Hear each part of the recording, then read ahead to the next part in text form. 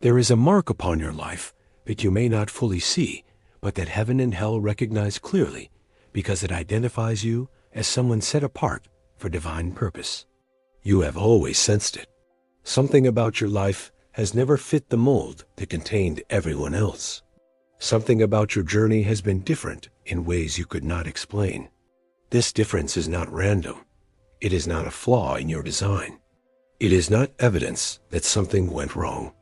It is evidence that something went exactly right when God formed you.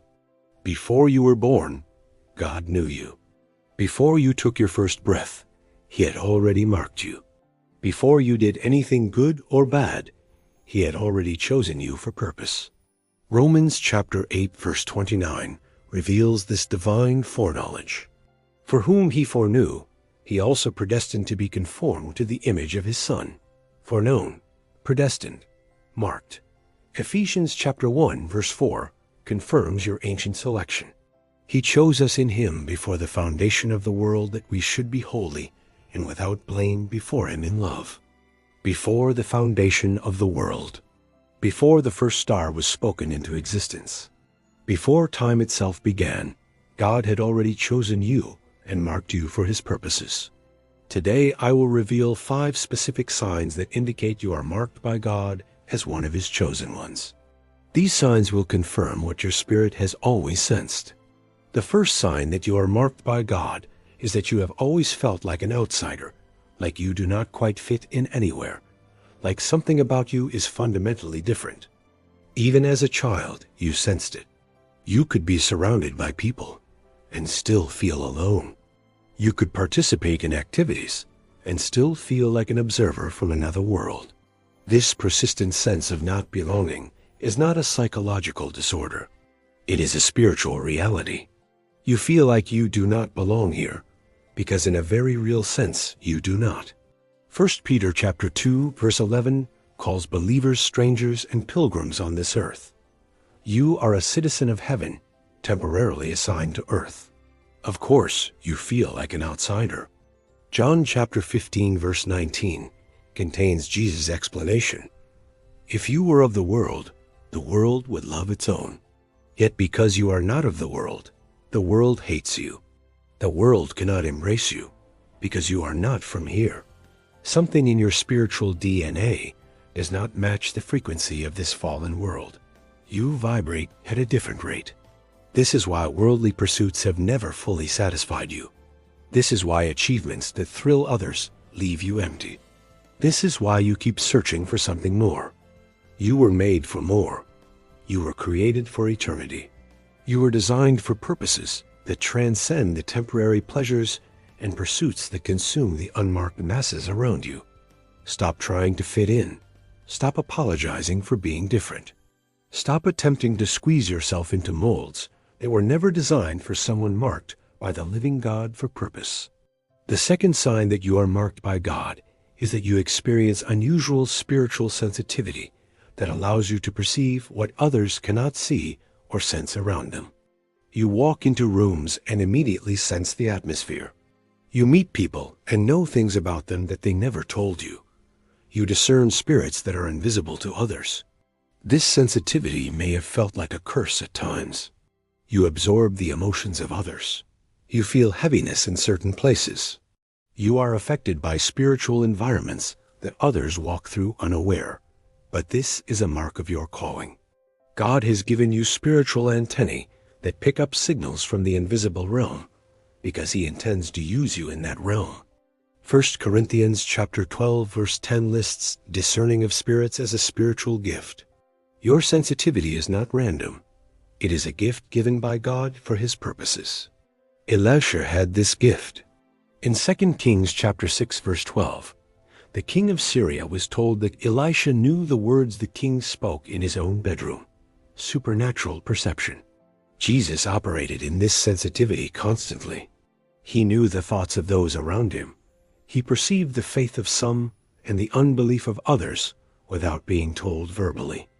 Your sensitivity needs to be developed and directed. It is not meant to torment you. It is meant to be a tool in God's hand for discerning truth and protecting others. Ask God to help you steward this gift properly. Ask him to show you how to filter what you perceive. Ask him to teach you when to speak and when to remain silent. The third sign that you are marked by God is that you have experienced unusual opposition and attacks throughout your life that seem disproportionate to anything you have done. From an early age, things have come against you that did not come against others. Attacks, obstacles, betrayals, and setbacks have marked your journey with unusual intensity and frequency. You have wondered why. You have questioned what you did to deserve such opposition. You have looked at others who seem to sail through life untouched while you battled constantly. But this opposition is actually evidence of your calling. The enemy does not waste ammunition on people who pose no threat to his kingdom. He attacks those who are dangerous. Pharaoh did not kill all the Hebrew babies. He specifically targeted males because he feared the deliverer. Herod did not kill all children. He targeted Bethlehem because he feared the king. When you are marked by God for significant purpose, you attract enemy attention. When you carry a destiny that threatens darkness, darkness mobilizes to destroy you before you mature. Every attack you have survived is evidence that God has protected you because he has purpose for you. The enemy tried to kill you, but you are still here. That is not luck. Psalm 118 verse 17 should be your declaration. I shall not die, but live and declare the works of the Lord. You have survived because God preserved you. The attacks will not stop until you finish your assignment, but neither will God's protection.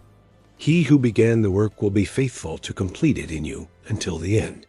The fourth sign that you are marked by God is that you carry an unusual burden for things that others seem indifferent to, like injustice, souls, purity, truth, or worship. Something burns inside you that does not burn inside most people.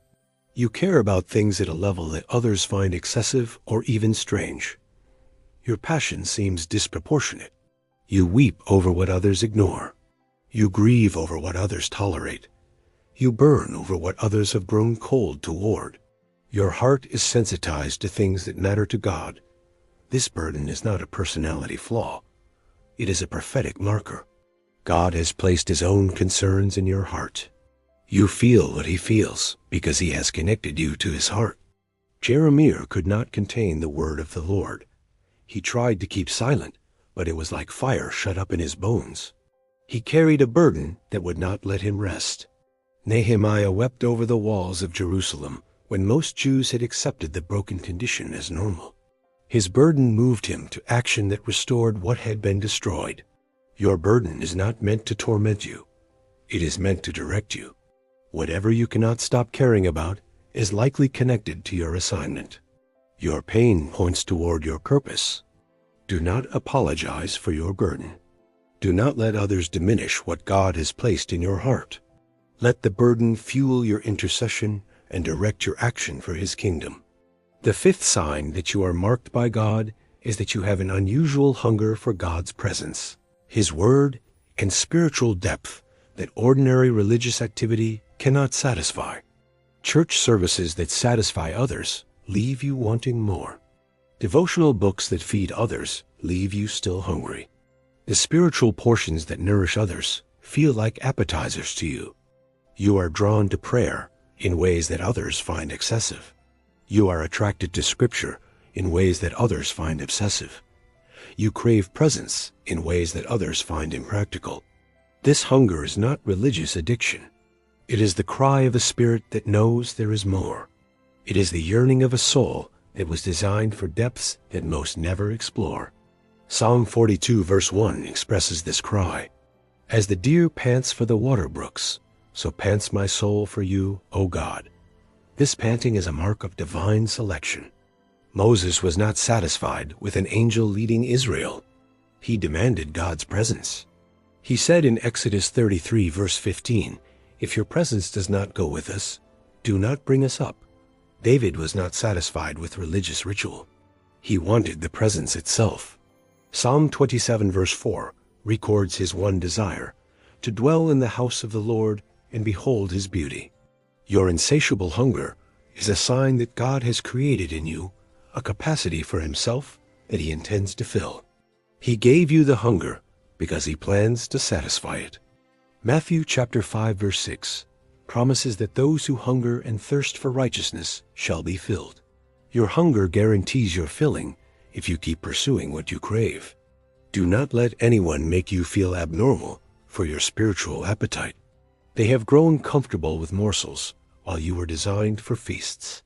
Keep seeking what your heart demands. These 5 signs collectively point to one unmistakable conclusion. You are marked by God. You are chosen for purpose. You are set apart for assignments that matter eternally. Feeling like an outsider means you belong to another kingdom. Spiritual sensitivity means you are equipped for spiritual work. Opposition means you are a threat to darkness. Unusual burden means you carry God's heart. Insatiable hunger means you were designed for depths of intimacy and encounter that most believers will never pursue or experience. But being marked brings responsibility. Luke chapter 12 verse 48 says, "To whom much is given, from him much will be required." Your marking is a gift and a responsibility. You are not marked for privilege, but for purpose. You are not set apart for special treatment, but for specific assignment. You are not chosen for comfort, but for commission. 1 Peter chapter 2 verse 9 describes your identity. You are a chosen generation, a royal priesthood, a holy nation, his own special people, that you may proclaim his praises. You were chosen to proclaim. You were selected to declare. You were marked to demonstrate the excellencies of the one who called you out of darkness into his marvelous light. Your life is meant to be a testimony. Your journey is meant to be a demonstration. Your existence is meant to put on display what God can do with someone he has marked. Embrace your marking. Stop running from your calling. Stop hiding from your assignment.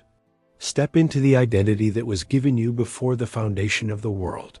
The mark on your life is permanent. It was not earned, and it cannot be lost. It is part of your spiritual DNA. It defines who you are at the core. But the mark must be activated through surrender. You must say yes to what God has chosen you for. You must cooperate with his purposes. You must walk in your calling.